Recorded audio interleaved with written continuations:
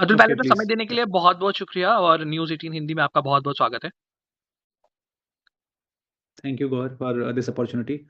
अ, अतुल, अभी-अभी थोड़ी देर पहले जो है वो फाइनेंस मिनिस्टर सीतारमण जी ने जो है बजट पेश किया है और उसमें इस बार एक नया बदलाव देखने को मिल रहा है कि 500 करोड़ जो है वो एआई को दिया गया है, एआई की टेक्नोलॉजी पे, एआई की एजुकेशन पे, रिसर्च के लिए 500 करोड़ रुपया दिया गया है।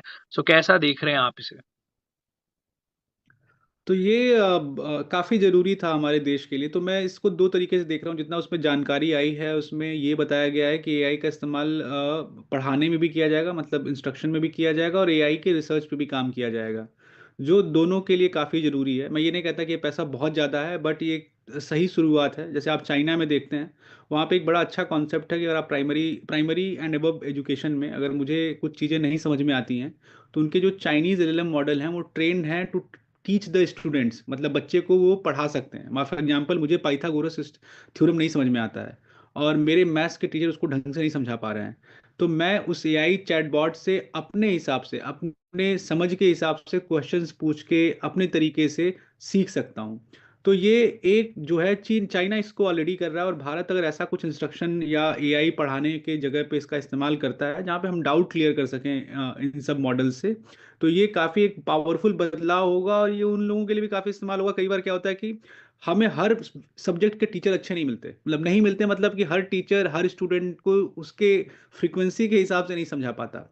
तो ऐसे में अगर मैं एज ए स्टूडेंट, मुझे ऐसा कोई मॉडल मिलता है जहाँ पे, मतलब ऐसा कोई चैटबॉट मिलता है और ऐसा कोई जगह मिलती है जहाँ पे मैं ऐसी कोई क्वेरी करके सीख पाऊँ, तो मेरे लिए बड़ी अच्छी चीज़ होगी।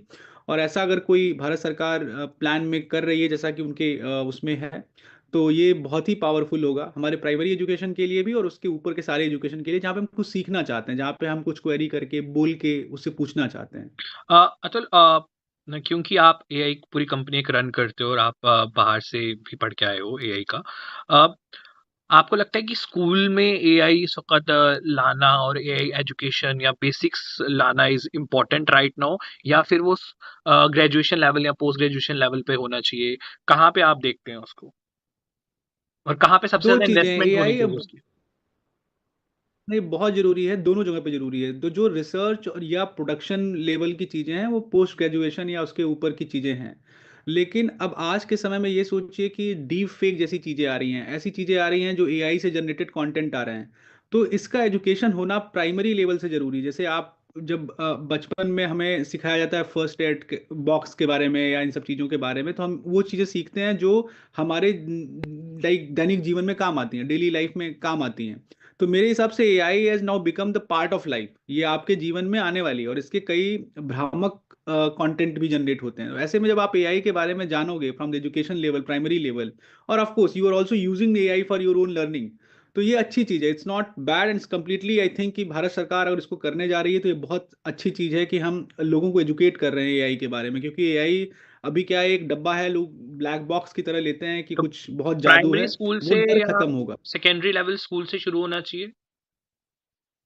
हाँ हाँ, मेरे हिसाब से बिल्कुल होना चाहिए। मुझे, अगर मैं अपने बचपन में मेरे पास कुछ ऐसा एआई का टेक्निक होता जहाँ पे जाके मैं जो भी अपनी क्वेरीज या कन्फ्यूजन्स होते मैं उससे पूछता और मुझे बताता, तो शायद ये बहुत ही शानदार चीज़ होती। और ये किसी भी अच्छे सिस्टम के लिए काफ़ी अच्छा है। It will work as an assistant for me as an student.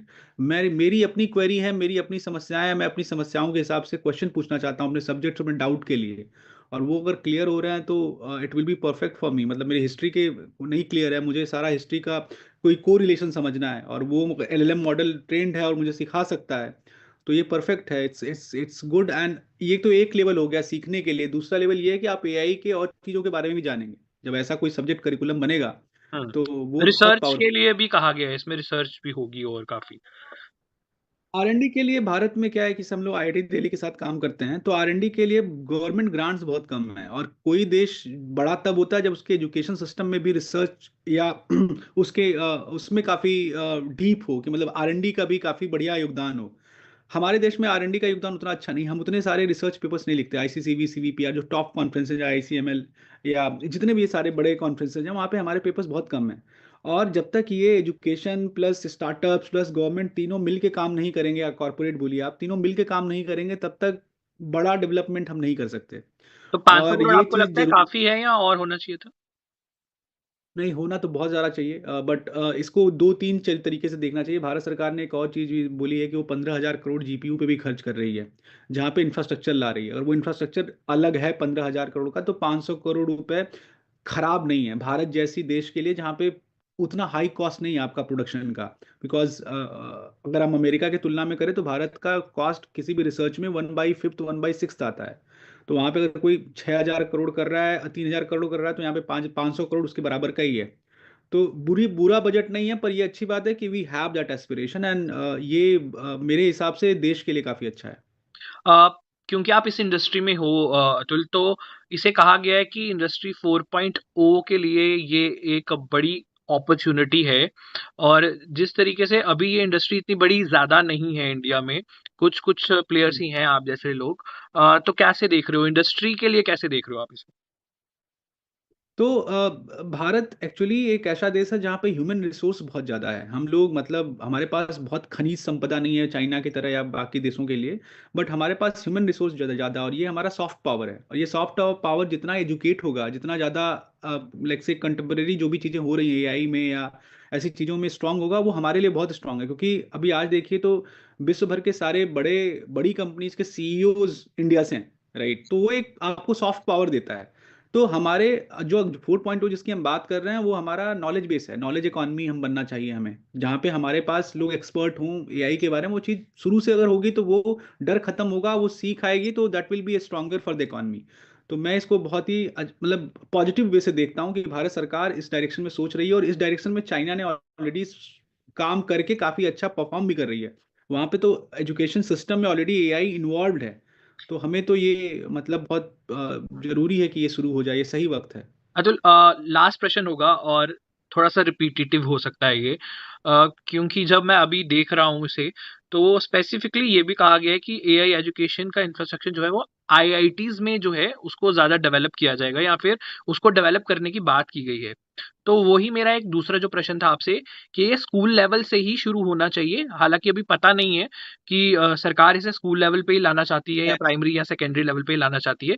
तो आई आई जस्ट वांट कि आपका वो वाला फोकस अगर आप रख के थोड़ा सा बता पाएं संक्षिप्त में। तो बेसिकली आईआईटी को अभी डीएसटी वगैरह से ग्रांट मिलते हैं। फॉर एग्जांपल कई सारे रिसर्च में डीएसटी और स्टैक्यू मिलके काम करता है, ग्रांट करता है आईआईटी को। ऐसे हम लोग स्टार्टअप वाइज करते हैं, where we write research papers with them. तो क्या होता है कि जो स्टूडेंट काम करता है उसको भी स्कॉलरशिप चाहिए, उसको ट्रेवल कॉस्ट चाहिए। मान लीजिए उसका पेपर सबमिट हुआ पेरिस के किसी कॉन्फ्रेंस में, तो उसको वहाँ ट्रेवल करना होगा, रुकना होगा, जाना होगा। इन सब के लिए पैसा नहीं है।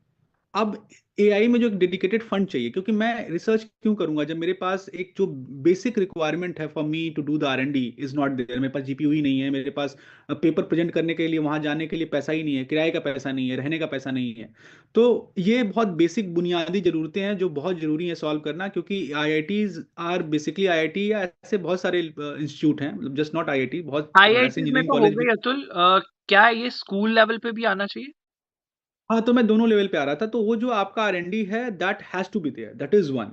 स्कूल में आप आर एंड डी नहीं कराएंगे, स्कूल में उसका एप्लीकेशन का यूज करेंगे आप। वहां पे आपने अब ऐसे सोचिए, गूगल हमारे लिए नहीं बनाएगा कि बच्चों को संस्कृत में कैसे संस्कृत सीखना है। हम संस्कृत नहीं सीख पाते क्योंकि हमारे पास टीचर्स नहीं है। पर सोचो एक ऐसा एलएलएम मॉडल होता है जो संस्कृत सिखाता। अब संस्कृत सिखाने वाला एलएलएम तो कोई आईआईटी ही बनाएगा, एमआईटी नहीं बना पाएगा, क्योंकि वहां पे एक्सपर्ट नहीं है संस्कृत के। तो ये जो चीज़ है ना, वो बहुत आवश्यक है। और मेरे हिसाब से संस्कृत में एग्जाम्पल ले रहा हूँ, ऐसा कुछ भी हो सकता है। भारत के बहुत ऐसे चीज़ें हैं जो मतलब हमें सीखनी चाहिए और हमें पता होनी चाहिए। तो ऐसे मैं बिलीव कि अगर ऐसा कुछ सिस्टम लाने की कोशिश कर रहे हैं जो एक R and D dedicated student level पे भी, एजुकेशनल लेवल पे भी एक तरफ आईआईटी कर रहा है, और उसका अभी ऑफ कोर्स एलिमेंट्री का हमें पता नहीं है, लेकिन उसका इस्तेमाल अगर एलिमेंट्री और स्कूल लेवल पे हो तो ये बहुत बड़ी अच्छी चीज़ होगी हमारे देश के लिए।